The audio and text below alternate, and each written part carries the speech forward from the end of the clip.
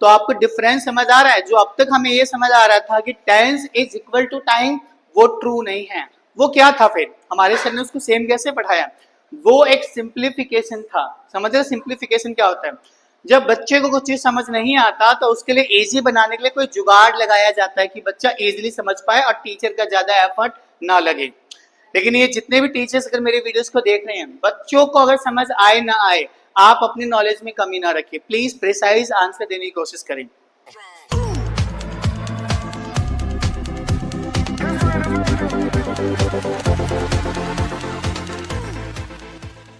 नमस्कार and welcome back to my YouTube channel. This is Aman Kumar and English trainer. जैसा कि हमने सीरीज स्टार्ट करा था टेंस का, पहला वीडियो मैंने मार्क कर दिया है जहां पे मैंने टेंस का इंट्रोडक्शन मार्क करा था। अगर अब तक आपने उस वीडियो को वॉच आउट नहीं करा है, so make sure watch that video first of all and then jump into this video.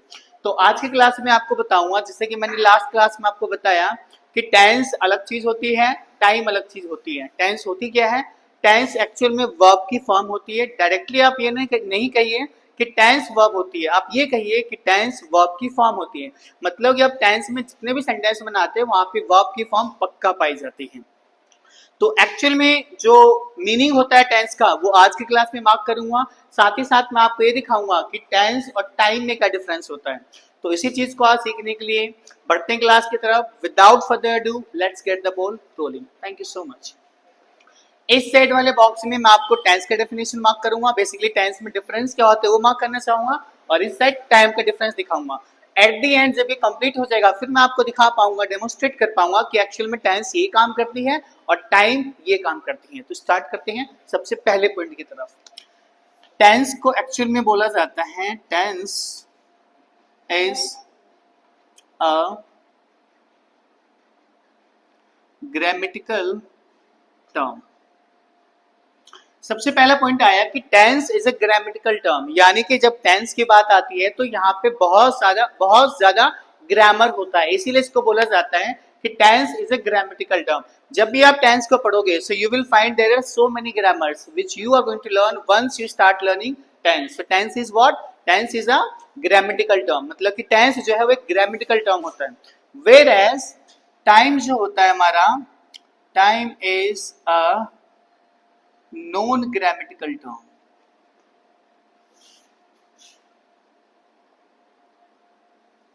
जैसा कि मैंने बताया कि tense is a grammatical term, मतलब कि टेंस में फुल ऑफ ग्रामर होती है। Whereas time is a non grammatical term, यानी कि जब आप टाइम की बातें करेंगे तो आपको टाइम ग्रामर की कोई नीड नहीं है, इसलिए इसको बोला जाता है नॉन ग्रामेटिकल टर्म। एग्जाम्पल के तौर पे अगर मुझे टाइम बताना है 1 दिन 2 दिन 4 साल 50 साल 15 दिन 5 घंटे, क्या टाइम को बताने के लिए मुझे किसी ग्रामर की नीड पड़ेगी? टाइम बताते हो आप 2 घंटा 3 घंटा 2 महीने 2 साल, कुछ ऐसे टाइम जब आप बताते हो तो आपको ग्रामर की नीड पड़ती है क्या? नो नीड, नहीं। टाइम को बताने के लिए आपको कोई ग्रामर की जरूरत नहीं। क्या ग्रामर की जरूरत है बताओ? टाइम बताने के लिए आपको कोई ग्रामेटिकल स्ट्रक्चर की नीड नहीं पड़ती, टाइम डायरेक्टली आता है। तो time is a non grammatical term where there is no grammar, whereas we have tense, but tense is a grammatical term, that means it is full of grammar। Tense जो होता है grammar से पूरा full होता है। Clear? पहली point. अगले point की तरफ बढ़ते हैं।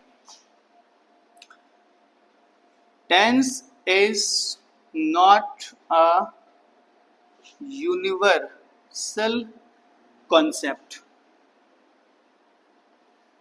अगला पॉइंट क्या आया कि tense is not a universal concept. मतलब यूनिवर्सल का मतलब क्या है? मतलब जो टेंस है वो दुनिया के हर व्यक्ति के लिए अलग अलग हो सकता है, इसीलिए बोला जाता है कि tense is not a universal concept कह दीजिए या तो टर्म कह दीजिए। मतलब कि जितनी भाषा बदलेगी, जितने लैंग्वेज बदलेंगे, वहां पे टेंस को अलग अलग वेरी करना पड़ेगा, वो अलग अलग तरीके से पढ़ाया जाता है। हर भाषा में टेंस अपने तौर एंड तरीके से पढ़ाया जाता है। तो टेंस को इसीलिए क्या बोला जाता है कि tense is not a universal concept, मतलब कि दुनिया के हर व्यक्ति के लिए सेम नहीं होता। जैसे भाषा बदलेगा वैसी टेंस को अलग रूल एंड रेगुलेशन पे मार्क करा जाएगा। समझ आ रहा है? जैसे आप हिंदी पढ़ते हैं वहां पे भी टेंस का दूसरा रूप वाक्य के रूप में पढ़ाया जाता है। तो हिंदी की व्याकरण कुछ और कहती है वाक्य में, वाक्य वाले टॉपिक में, मतलब टेंस में। इंग्लिश अपने ग्रामर में कुछ और कहती है। इसी तरीके से आपके फ्रेंच है, जर्मन है, आपके उर्दू है, पंजाबी है, जहां जहां पे टेंस पढ़ाया जाएगा हर लैंग्वेज में टेंस अलग अलग तरीके से होता है, सेम नहीं हो सकता। तो आप क्या कहना चाहेंगे, क्या क्या कह सकते हैं हम कि tense is not a universal concept, मतलब कि दुनिया के लिए टेंस बराबर नहीं है, ये वेरी कर सकता है जैसे जैसे कल्चर, जैसे जैसे लैंग्वेज चेंज होगा। क्लियर इतनी बातें। लेकिन time is a universal concept. क्या समझ आया कि टेंस तो हमारा यूनिवर्सल कॉन्सेप्ट नहीं था, क्योंकि हर भाषा में हर कल्चर में अलग अलग तरीके से टेंस पढ़ाया जाता है, लेकिन time is a universal concept, मतलब कि दुनिया के हर व्यक्ति के लिए टाइम तीन ही होता है, पास्ट जो बीत गया, प्रेजेंट जो चल रहा है, फ्यूचर जो आने वाला है। मतलब कि दुनिया के हर व्यक्ति के लिए टाइम जो है वो यूनिवर्सल है, हर व्यक्ति के लिए वो सेम ही रहने वाला है। दो पॉइंट क्लियर हुआ कि टेंस जो हमारा था it is not a universal concept, whereas time is a universal concept. इतनी बातें क्लियर हैं। आगे चलते हैं। तीसरा पॉइंट हमारा क्या कहता है टेंस में, tense is not a common word in any dictionary. इससे क्या समझ पा रहे हैं आप कि जो टेंस वर्ड है ना वो किसी भी डिक्शनरी का एक कॉमन वर्ड नहीं है। मतलब जब आप डिक्शनरी में सर्च मारोगे टेंस वर्ड को, तो टेंस जैसे टाइम कॉमन वर्ड होता है, टेंस एक कॉमन वर्ड नहीं है, टेंस पूरा ग्रामर से भरा पड़ा है। तो आप क्या सिंपल कह सकते हैं कि tense is not a common word in any dictionary. किसी भी डिक्शनरी में टेंस जो वर्ड है वो एक कॉमन वर्ड नहीं है, साधारण वर्ड नहीं है। क्लियर इतना पॉइंट। आगे चलते हैं। लेकिन टाइम क्या कहता है, time is a common word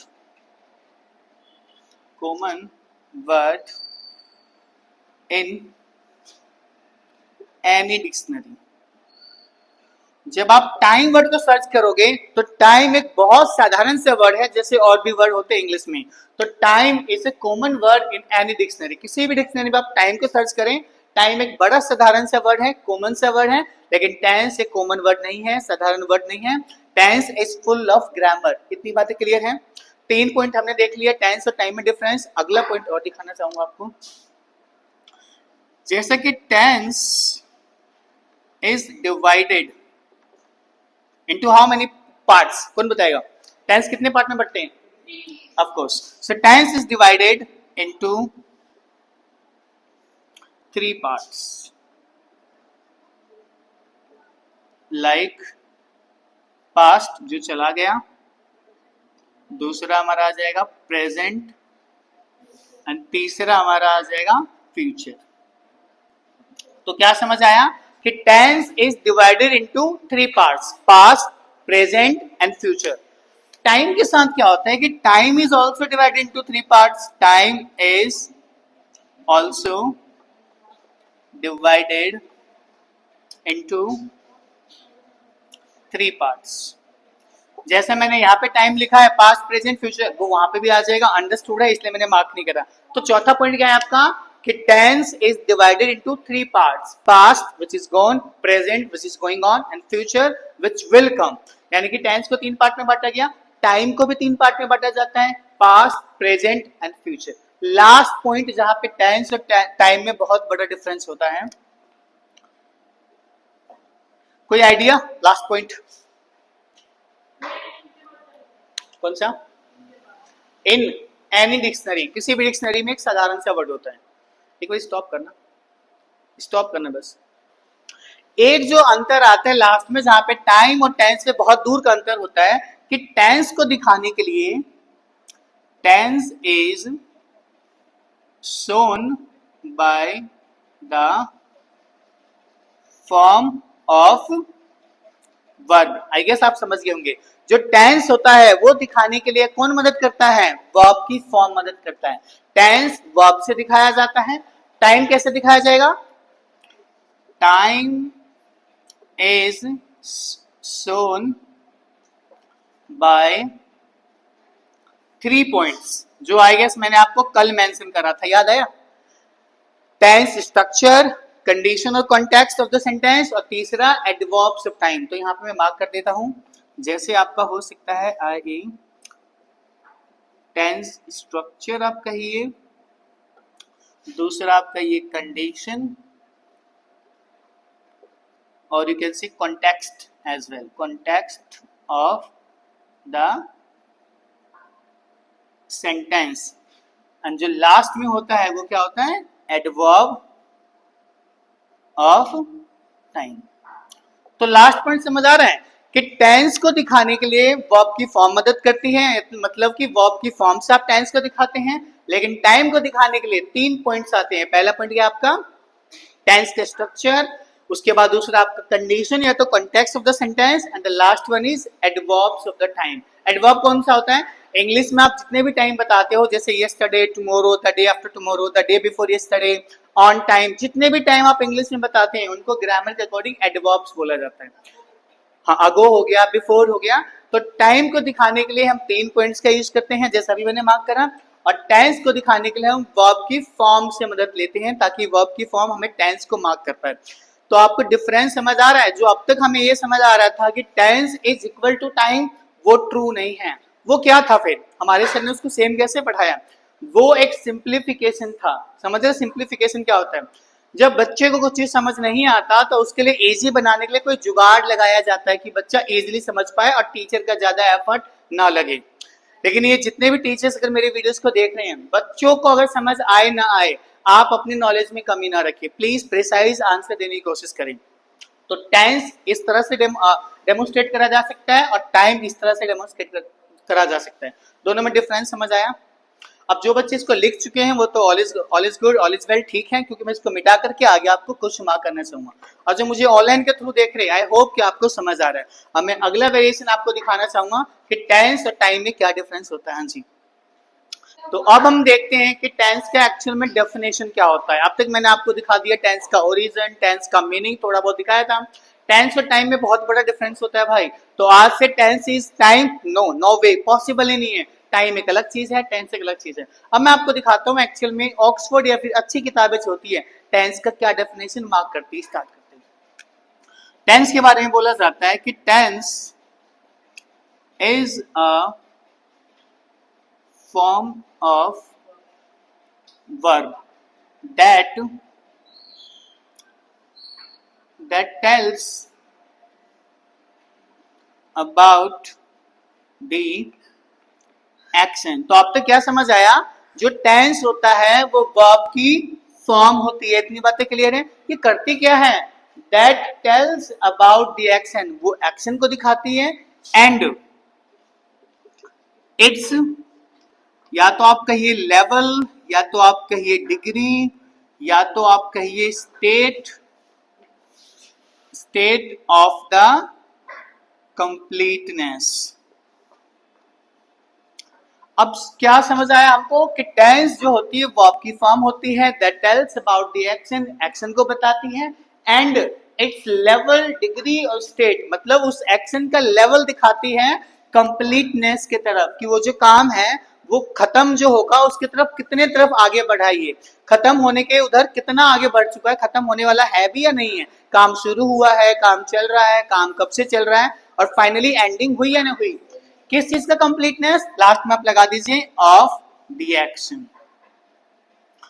तो डेफिनेशन क्या बन गया मेरे टेंस का, कि tense is a form of verb that tells about the action as well as its level of completeness of an action. मतलब जो टेंस होती है वर्ब की फॉर्म होती है, ये एक्शन को दिखाती है, साथ में एक्शन के कंप्लीटनेस मतलब कि लेवल ऑफ कंप्लीटनेस को दिखाती है कि वो काम कितने हद तक हुआ है। समझ आ रहा है क्या कहना चाह रहा हूँ। इसको मैं एग्जाम्पल के थ्रू डेमोस्ट्रेट करना चाहूंगा। अगर आपने ये देख लिया तो मैं कुछ एग्जाम्पल देता हूँ ताकि आप समझ पाए कि लेवल ऑफ कंप्लीटनेस से मेरा मतलब क्या है। एक एग्जाम्पल लेता हूं। मैंने बोला ही गोज टू स्कूल, वो स्कूल जाता है, पहला sentence. He is going to school, fine है। मैंने अगला लिखा he has been going to school. Last में मैंने लिखा ही हैज, या तो आप कहिए reached, he has gone to school कह दीजिए, या तो आप इसी को कह दीजिए ही हैज रिच्ड स्कूल, कि वो स्कूल पहुंच गए। तो मैं आपको क्या दिखाना चाह रहा हूं कि टेंस वर्ब होता है। तो देखिए ये जो पूरा सेंटेंस आप देख पा रहे हो, इस सेंटेंस में जो टेंस है वो ये टेंस है, क्लियर है। इस गो से आपको क्या पता चल रहा है, वो जो जाने की प्रक्रिया है, जो जाने की क्रिया है, क्या ये हो रही है? This one, reached, REACHED। जब मैंने बोला कि वो स्कूल जाता है, तो क्या आपको एक्शन होने का कुछ दिख रहा है? नहीं, ये बस एक प्लान है कि वो स्कूल जाता था बट अभी जा नहीं रहा है, वो जाता है स्कूल।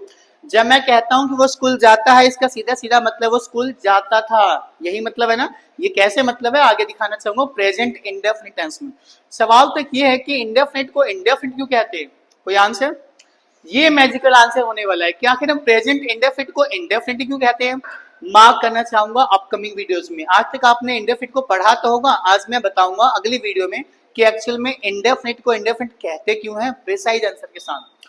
तो मैंने बोला ही गोज टू स्कूल, वो स्कूल जाता है। इससे हमें ये पता चल रहा है कि बस वो जाता है, एक स्टेटमेंट रखी गई है। अब अगला क्या सेंटेंस आया, he is going to school. जो बस प्लान था स्कूल जाने का, जो स्कूल जाता था, अब उसका काम शुरू हो गया है। भाई जा तो रहा है school, he is going to school. समझ आ रहा है? यहाँ पर लेवल बिल्कुल नहीं हिला था, वो जाता था, बस एक बातें रखी गई है, एक स्टेटमेंट कही गई है। अब वही क्रिया बढ़ गया है, काम शुरू हो गया, जा तो रहा है, क्यों मार रहे हो? He is going to school. Clear है? लेवल आपका बढ़ गया, किस चीज का लेवल? एक्शन का, कंप्लीटनेस की तरफ इसका बढ़ना शुरू हो गया। तो दो सेंटेंस में हमें अभी तक क्या समझ आया, ही गोस टू स्कूल, कि वो स्कूल जाता है, मतलब स्कूल जाता था। अब तक लेवल ऑफ कंप्लीटनेस एक्सटेंड नहीं हुआ है, आगे बढ़ा नहीं है। लेकिन अगला सेंटेंस क्या कह रहा है, he is going to school. जो अब तक जाता था स्कूल, अब वो जाने लग गया है। He is going to school, school जा रहा है भाई। अब अगला सेंटेंस क्या कह रहा है कि he has been going to school for 20 minutes, यानी कि वो स्कूल पिछले 20 मिनट से जा रहा है। तो जो काम वो जाया करता था स्कूल, अब वो जाना शुरू कर दिया और वो 20 मिनट से जा रहा है। चूंकि किसी काम की शुरुआत हुई है तो एंडिंग भी तो होनी है। तो लास्ट में हमने क्या कह दिया, he has gone to school, ये कह दीजिए आप, या तो आप कह दीजिए ही हैज रीच्ड स्कूल। मतलब जो काम जाने का प्लान स्टार्ट हुआ था कि स्कूल जाता है, वो स्कूल जा रहा है और वो पिछले 20 मिनट से स्कूल जा रहा है। फाइनली वो स्कूल चला गया है, फाइनली वो स्कूल पहुंच गया है। इन चारों सेंटेंस से आपको क्या समझ आ रहा है? ये जो काम है इसका लेवल पता चल रहा है मुझे कि ये जो काम की जो कितने कंप्लीटनेस की तरफ ये बढ़ा है, मतलब काम खत्म हुआ, कितना खत्म हुआ या नहीं हुआ, या बातें रखी गई हैं। तो ही गोस टू स्कूल की बातें रखी गई, स्कूल जाता है, वो भाई जाता था स्कूल, अब उसका स्कूल जाना शुरू हो गया, अब वो पिछले 20 मिनट से स्कूल जा रहा है। फाइनली उसने काम जो शुरुआत करा था, एंडिंग तो होनी है ना। Finally he has reached school, या तो आप कह दीजिए he has gone to school. तो इससे क्या समझ में आया कि टेंस जो था वर्ब की फॉर्म थी, और ये करती क्या है, एक्शन को दिखाती है जाने का, प्लस में वो काम कितने हद तक हुआ है, कंप्लीटनेस की तरफ कितना बढ़ा है, वो दिखाता है हमारा टेंस। तो आई होप कि आपको अब ये समझ आ गया है कि टाइम अलग चीज था, टाइम एक अलग टर्म है, टेंस एक अलग टर्म है। टेंस का डेफिनेशन मैंने ऊपर मार्क करा है, फिर भी बोल देता हूँ आपके लिए। Tense is a form of verb that tells about the action as well as its level of completeness of an action, कि कोई भी काम completeness की तरफ कितना हद तक हुआ है। तो ये हमारा डेफिनेशन था टेंस का।